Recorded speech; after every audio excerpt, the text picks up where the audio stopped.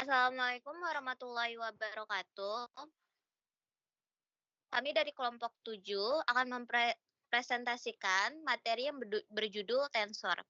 Anggotanya itu beranggotakan oleh Naufal Dafa Akil Muhammad dengan NIM 23, Muhammad Naufal Giat dengan NIM 08, dan Syakira Rina Ridara dengan NIM 98.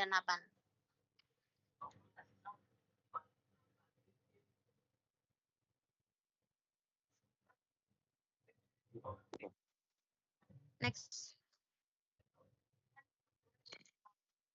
Tensor adalah konsep matematis yang digunakan untuk mempresentasikan besaran fisika yang memiliki banyak komponen dan arah. Skalar. Skalar itu adalah besaran yang hanya memiliki nilai tanpa arah. Contohnya suhu, massa, energi, dan notasi. Bisa dituliskan seperti T sama dengan 30 derajat Celcius. Sedangkan vektor memiliki nilai dan arah. Contoh kecepatan, gaya, dan notasi. Atau bisa dinotasikan sebagai V sama dengan Vx, Vy, Vz. Jadi tensor adalah generalisasi dari vektor yang mampu menggambarkan hubungan antar arah sekaligus. Contoh, tegangan, konduktivitas, dan anistropik. Selanjutnya ada perbedaan utama. Pada tensor ini biasanya perbedaan utamanya di besaran jumlah komponen atau 3D. Contohnya seperti regangan, tegangan, konduktivitas, anisotropik. Nah, di mana yang skalar itu memiliki jumlah komponennya satu seperti suhu dan massa. Lalu untuk vektor memiliki jumlah komponennya 3 seperti kecepatan dan gaya. Selanjutnya ada tensoreng. Itu tensoreng 2, jumlah komponennya 9. Untuk contohnya itu tegangan dan konduktivitas.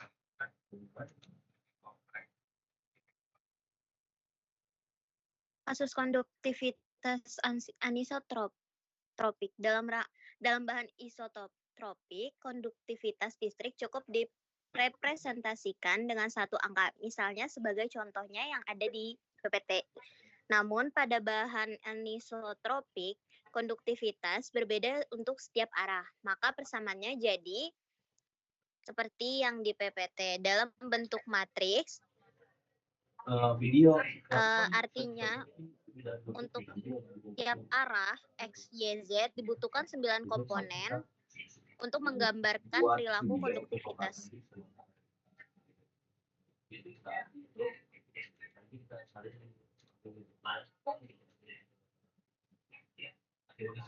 Lalu rank dan dimensi tensor. Rank order sama dengan jumlah indeks yang diperlukan untuk menuliskan komponen tensor.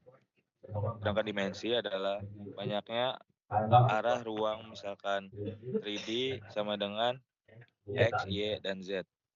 Rank tensor definisi jumlah komponen di ruang 3 dimensi. Contohnya itu 0 skalar, 1 massa, suhu, 1 vektor, 3 kecepatan, gaya, 2 matriks, 9 stres, regangan, konduktivitas, anistropik, 3 tensor order 3, 27, efek piezoelektrik, 4 tensor order 4, 81, kekakuan, elastik, stiffness.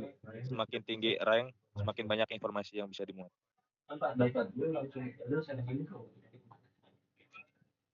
Selanjutnya ada contoh lain dan aplikasi. Yang pertama itu momen inersia, di mana tensor order 2 untuk menggambarkan distribusi massa suatu benda terhadap sumbu rotasi. Yang kedua ada stress dan strain atau tegangan dan regangan, di mana fluida atau padatan digambarkan dengan tensor tegangan. Yang ketiga ada efek piezoelektrik, di mana hubungan antara deformasi mekanik dan listrik sehingga menciptakan atau melibatkan tensor order. Yang keempat ada kekakuan elastik pada material, di mana sifat elastik kristal butuh tensor order 4.